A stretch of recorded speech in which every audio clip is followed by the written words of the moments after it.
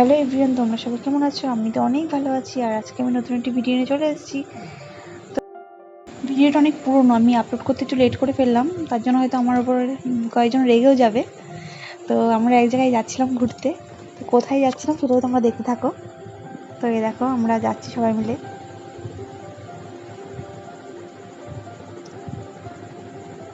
এই দেখো স্টেশনটার নামই আমি ভুলে গেছি, জানো তো, এতদিনই হয়ে গেছে যে স্টেশনটার নামই ভুলে গেছি। কাকা কাকি হঠাৎ করে আমাদের বাড়িতে এসেছিলো, আর এসেই এরকম প্ল্যান হয়েছিল যে এখানে যাবো আমরা সবাই মিলে। তো আমার বরের হঠাৎ করে ডিউটি পড়ে গেছিলো, তার জন্য হয়তো যাওয়া হতো না। তো কি হয়তো কপালে ছিল, তার জন্যই যাওয়া হলো। ডিউটিটা ক্যান্সেল হয়ে গেছিলো, তারপরেই ও যাওয়া হয়েছিল। তো আমরা সবাই মিলে তখন ওই জায়গাটায় যাচ্ছিলাম। হয়তো ভগবান চেয়েছিল যে আমরা যাই ওখানে সবাই মিলে, তাই জন্য যাওয়া হয়েছে। তো আমরা আমডাঙ্গা থেকে সেই জায়গাটাই যাচ্ছিলাম। ভালোই দূরত্ব ছিল, মোটামুটি 2.5 ঘন্টা মতো লেগেছিল, 2.5-3 ঘন্টা মতো লেগেছে। তো সাইডের লোকেশনটা থেকে বুঝতে পারছো অন্তত যে কোথায় যাচ্ছি আমরা। আমরা চলে এসেছি লোকনাথ বাবার জন্মস্থান চাকলাতে। তো এখান থেকে আমরা ফুল নিয়ে নিয়েছিলাম, আর পুজোর যে সামগ্রীগুলো লাগে সবই নিয়ে নিয়েছিলাম। এরপর আমরা পুজোর উদ্দেশ্যে ভিতরে ঢুকছিলাম, আর মন্দিরে ঢুকতেই আমাদের তিলক পরিয়ে দিয়েছিল ঠাকুরের। তো ওইদিকে দেখো অনেক সুন্দর, জায়গাটা খুব সুন্দর।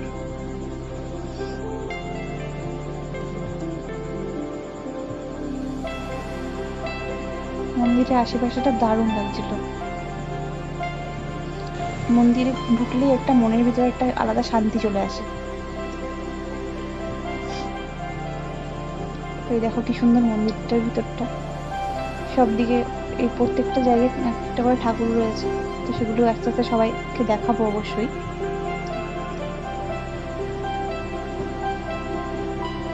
আমরা গিয়ে ভিতরে পুজো দিয়ে নিলাম, এরপরে এইখানটায় এসে ধূপদীপ জ্বালাতে হবে। তো এদিকে এসে আমরা দেখো ধূপদীপ জ্বালাচ্ছিলাম, আর এদিকে দেখো আমার বর কি সুন্দর ভিডিও করছে আমাদের। আজকে ওর দায়িত্ব ছিল ভিডিও করার, তার জন্য ভিডিও করছিল, আমাদের ভিডিও করে দিচ্ছিল।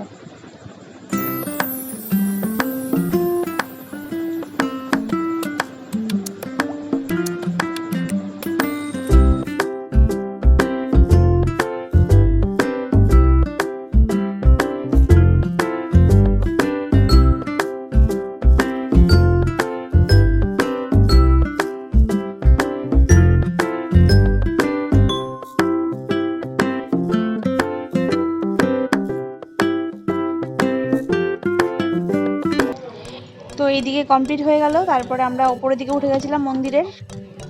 এই মন্দিরের ওপরে আরও অনেক ঠাকুর রয়েছে, ঠাকুরের অনেক জিনিসপত্র রয়েছে, সেগুলো আমরা দেখছিলাম।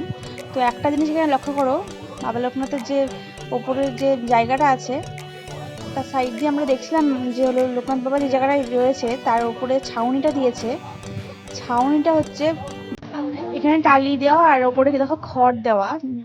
আসলে এইভাবেই লোকনাথ বাবা থাকতে পছন্দ করতো, তার জন্য এইভাবেই রয়েছে। যতই বড় বিল্ডিং এ থাকুক না কেন, ওপরে ছাউনিটা এইভাবেই দেওয়া। এরপর আমরা এদিক থেকে চলে আসলাম, এখানে লোকনাথ বাবার আরো অনেক কিছু ছিল, আর আরো অনেক ঠাকুর ছিল এখানটায়, আমরা সেগুলো দেখছিলাম। এখানে অনেক ঠাকুর রয়েছে দেখো, গোপাল, শিব ঠাকুর, লোকনাথ বাবার অনেক কটা মূর্তি রয়েছে এখানে, আরো অনেক ঠাকুর ছিল। দেখো জগন্নাথ।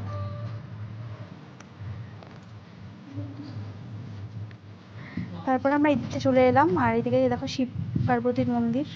আমাদের অনেকদিন ধরে যাওয়ার এখানে ইচ্ছে ছিল, কিন্তু হচ্ছিল না, কিন্তু কাকা কাকি আসার জন্যই হয়তো যাওয়া হলো, সত্যি কথা বলতে।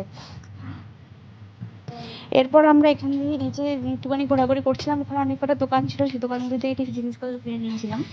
তো সেই ক্লিপটা নেওয়া হয়নি। এদিকে দুজনে দুষ্টুমিটা খালি দেখো, একবার নিচে যাচ্ছে একবার ওপরে যাচ্ছে, এদিকে বদমাইশি করছে, আমাকে ছবিও তুলতে দিচ্ছে না ঠিকঠাক করে। এই দেখো। এরপর আমরা একটু ছবি টবি তুলে নিয়েছিলাম এখানে সবাই মিলে। এরপর আমার ভোগের প্রসাদের জন্য টিকিট কেটে নিয়েছিলাম আগে থেকেই। তো এই দেখো আমরা চলে এসেছি প্রসাদ খেতে। তো সত্যি বলতে প্রসাদটা মোটামুটি ভালোই ছিল। তারপর আমরা সবাই মিলে দেখো প্রসাদ খাচ্ছিলাম, খিচুড়ি ছিল, ফ্রাইড রাইস ছিল, সবই ছিল ঠিকঠাক।